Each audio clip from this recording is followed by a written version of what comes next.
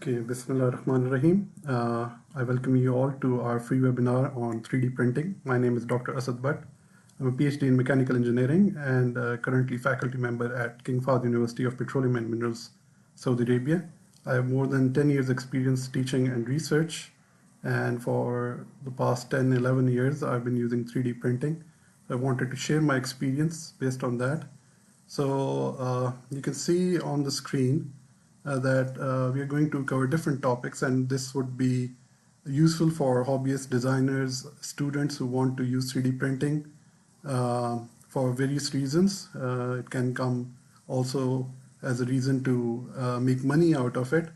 So let's proceed with this webinar. So I'll first tell you that this webinar is brought to you by expertsession.com. So in case of future queries, you need to go to their website and ask questions there. So let me go to this video. This video is by MIT's Additive Manufacturing course. So just to give you a flavor of how important 3D printing is in our today's world.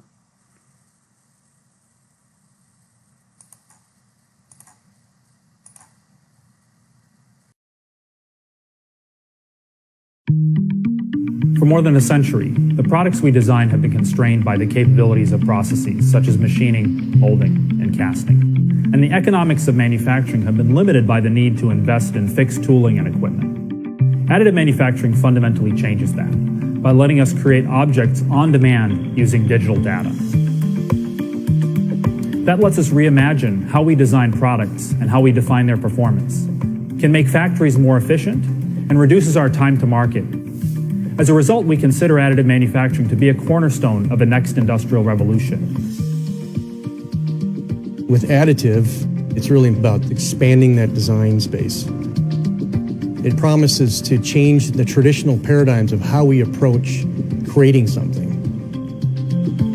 Now, we've been using many of today's additive manufacturing processes for over 20 years, mainly for advanced prototyping, but only recently are we turning the corner toward mass production. This has implications for nearly every industry, from lightweight, strong metal parts for aerospace and automotive applications, to customized medical devices and consumer goods. If you look at orthopedic implants like this one, they are relying on bone to actually grow into the surface of the device. And with additive manufacturing, you can fine-tune the lattice structures so that it's more conducive to bone-in growth. We can really customize stuff for end users, which allows for a lot of freedom when designing those objects. If you can imagine it, you can print it. It really opens up the door to new possibilities that we haven't been able to leverage before. In this course, we'll address the fundamentals, applications, and implications of additive manufacturing. You'll walk away with an in-depth understanding of the technology and why, when, and how to use it. We dive deep into how to design for additive manufacturing, including both engineering principles and the digital workflow. You then apply what you've learned to an in-depth case study where you can choose from a library either on design or strategy and operations. And you'll have the opportunity to use cloud-based CAD and computation tools that we built into the course. Additive is going to change the way engineers think about their jobs. It's going to change the way we think about production systems and engineering in general. We cover a lot of ground in this course and seek to balance breadth and depth. Now, the eventual implications of additive manufacturing for design and production are far-reaching and probably beyond our current imagination. But it's still early, so now is the time to get started.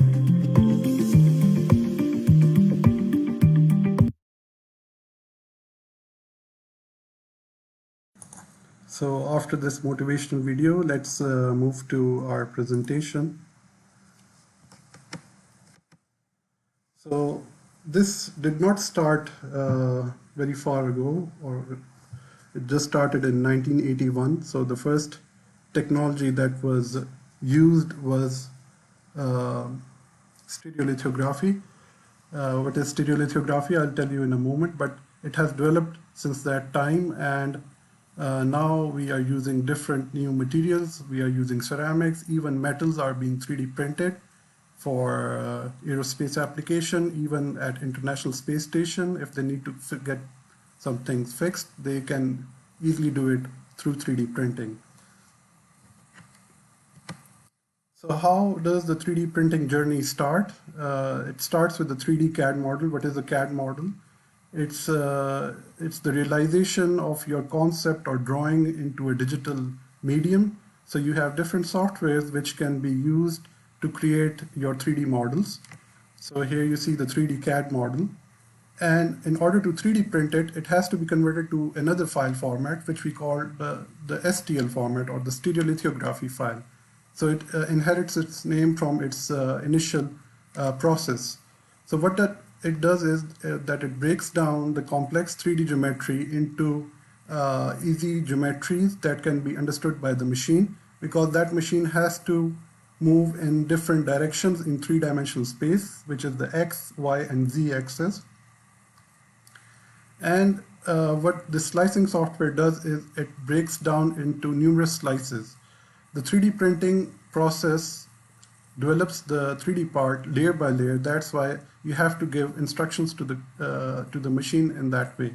So that's why it also is accompanied by a tool path, that the tool that is going to print the material, it has to go in the X, Y, and Z direction.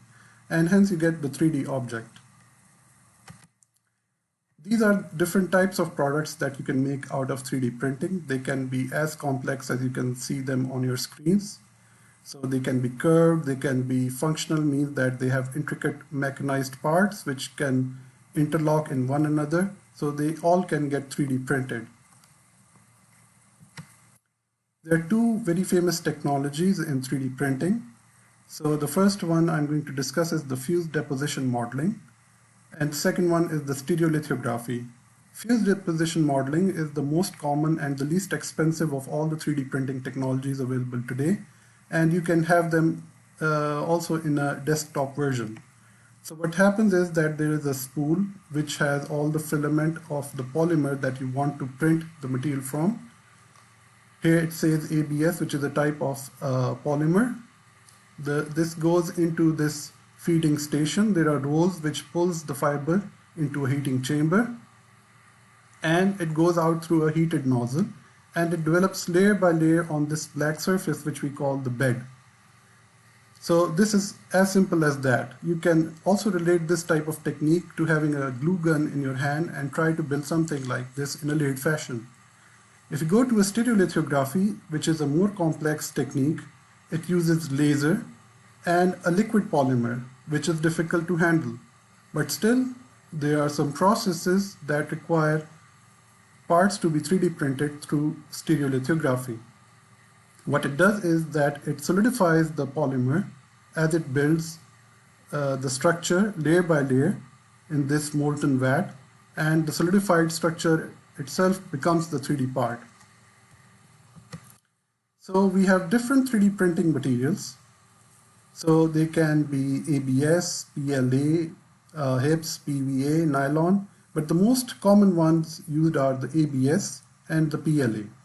ABS is a stronger material. It has high temperature resistance, but it is also requiring a lot of temperature at the nozzle. If you look at the settings here, why I'm showing you this as a first person who's going to use a 3D printer, that these things are inevitable. You have to learn these things before you start printing your material. You need to know about the bed temperature. You need to know about the chamber temperature if you are working in a closed chamber 3D printer. You need to know about the printing nozzle temperature, the printing speeds, the layer thickness, and infill.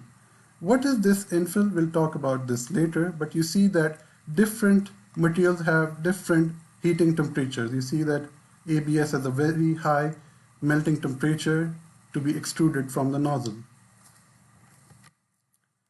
So once your 3D model is built, you have to send it to the slicing software. There's a free software available by the name of Slicer. You can download it from slicer.org, and you can import models into it and create STL files and further G codes. And what are these G codes? We'll talk about this in a moment. Once you open the software, you will find an interface. You'll see your model on one side, and you will have various parameters that you need to fill. Now, what are those parameters? They could be the infill, they could be the infill density, there could be support material requirements for the model to be built. Now, when you look at the infill pattern, when you create the 3D part, it's basically a hollow structure. You want to save money on the material. Otherwise, you'll spend a lot of money filling in these gaps, and the strength will be almost the same as required from a hollow structure.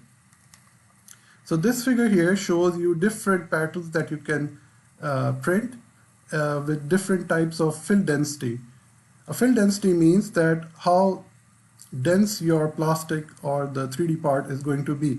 So here you have the 5% density, the 10%. As you increase the fill density, you will see that it will become more and more dense. Hence, it will increase the weight and also cost you the part. The support material here is shown for this jaw structure, which needs to be 3D printed. So a 3D model was created for it. It was imported into this slicer software. And since it has to be built layer by layer, you see that this green segment here is actually providing a support for the overhanging structure. If this is not there, then this will all group as it's building one on top of another. So let's move to our live demo. So in our live demo, what we're going to do is bring up the slicer software. So here I have already brought in the slicer software. So this is a famous monument in Pakistan. So we call it Minar-e-Pakistan. It's located in the city of Lahore, which is the capital of the province of Punjab. So this was very dear to me, and I found it also freely available at a website for 3D models. So once you import this into the slicer software, you go into different settings like the print settings. You'll see different types of information here that needs to be filled in. These are those parameters which I was discussing about. In the filament settings, you need to specify what is the diameter of the filament, the temperature of the extruder, the temperature of the bed, that how much temperature is required to be on the bed surface. If you do not use proper temperatures, your layer will not stick to the bed, and hence you will get a very faulty print. So let's go back to the platter. This is the three-dimensional view. You can see how it looks on the bed. This is 300 by 300 mm X and Y coordinates. Once we have done all the settings, you can see a preview of it, that how it will look when it's 3D printed in a layered fashion. You can move the cursor up and down. So you can see how it will be progressively being built on the previous layers. And the one thing at the end, what you need to do is press this button to export the G code. The G code is the geometric code, which is a code which is understandable for the machine to print in the X, Y, and the Z axis. So since we are done with this, let me show you a video of my own 3D printer. So it's a printer by the name of Creality. The specific model is Creality CR10. Okay, in this part I'm now going to show you the 3D printer. So we have a 3D printer by the name of Model T CR10. Okay, in this part I'm now going to show you the 3D printer. So we have a 3D printer by the name of Model T CR10 Creality. It has a bed size of 300 by 300 millimeter X and Y axis lengths, and it can go a maximum in the Z axis till 400 millimeters. So anything which can fit into this volume can be printed on this 3D printer.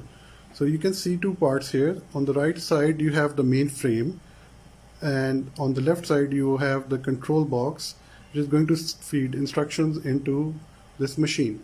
So here you can see the nozzle which is going to print. So let me set it here. So this is the nozzle, and there's a heating chamber inside which is being cooled from time to time from preventing the overheating of this part. So you see the white tube feeds the filament from this rail here, and all the controls are coming from the servo motors. One servo motor is here, okay, and there's another servo motor at the back, so it's giving the motion in the y-axis. This is the motion in the x-axis, and the one over here has a motor feed for pushing in the filament. And we are supposed to have another motor which is just underneath here, which is actually controlling both things, the z-axis motion, and you can see from on the top the z-axis at the bottom and the extruder motor just attached here. So this is the spool which is going to feed the filament. You can see all the specs here. So this is coming from a company called Filatech. It's a company based in UAE. You can get this reel about 1 kilogram for 100 dirham or something like that. This is the computer which controls the machine. Here you can see the model CR10. You can see the filament temperature. You can see the bed temperature right now.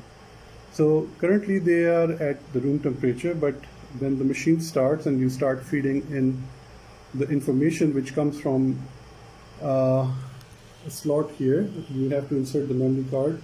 So this thing got broken, so I did something to hold the card in its place. Anyways, coming to the main screen, okay, you can see the active X, Y and Z axis. They are not active right now, that's why they're not showing any data. So this thing here tells you that there is a memory card inserted, and the percentage is showing for the progress of your work. And this here is the counter for the build time, how much time it has taken to complete the build. So this is the first part, that you have to identify different elements of the machine. Now going into the menu, it works with the push dial knob.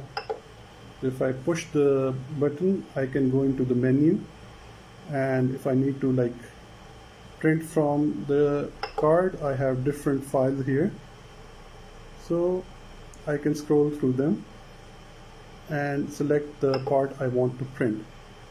So if you go to the prepare part, if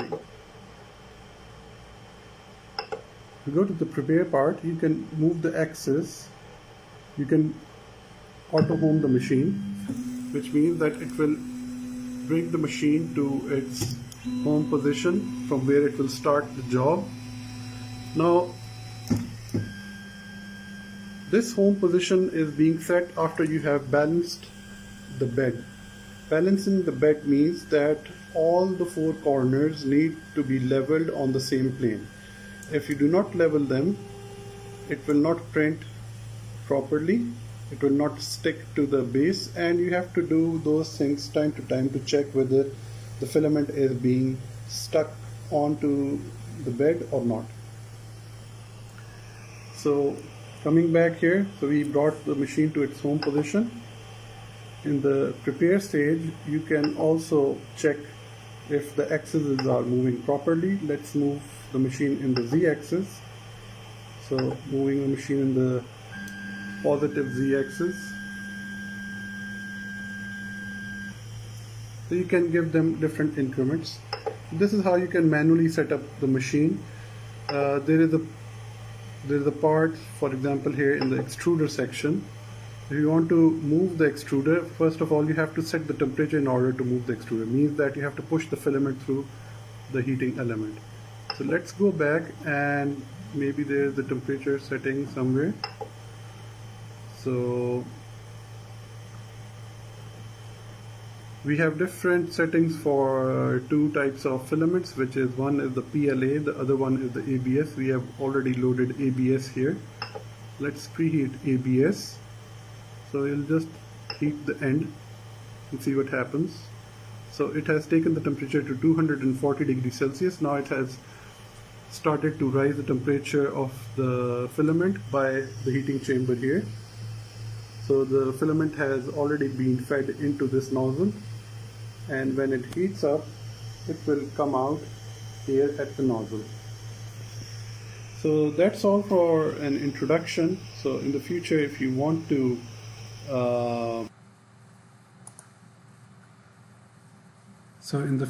if you need to buy a 3D printer, I'll guide you through some benefits first. That first of all, you can earn money by providing prototype solutions to the people who cannot invest in these type of technologies, or they don't think that extensively about developing 3D solutions. So you can pitch your idea to them that you can develop a prototype, and this in fact will save them time. They can get their hands on the actual product and see if it fits their requirement. You can also provide consulting services for product design if you're good at creating 3D models, getting them 3D printed, getting them to customers. So it will be a good consulting service as well. So I'm going to show you a couple of printers which are very low cost solution. This is a Chinese company, but they are very good printers. I'm using one of their models. So they are by the name of Creality. So you can see that they are also under $200 solutions with them, but of course with smaller bed size. The bigger bed size you have, the higher the cost goes. So you can find them at the website on the Creality website. Similarly, you can buy different types of filaments. The filaments are also not very expensive. They are around $33, $40. You can also get them for $30. These are all for different types of material, PLA. You can also print materials that can glow in dark. You can also have flexible printers, flexible printing materials. So that's it from my side. So if you need to get more info on 3D printing, or you need to get some resources on undergraduate or graduate courses on system dynamics and control, mechanics of machines, statics and dynamics, thermodynamics, manufacturing processes. So I've got expertise on all of them. So you can book your sessions at expertsession.com/Dr. Asad Bhatt. I can also help with research projects in mechanical and aerospace engineering. So if you have any questions, you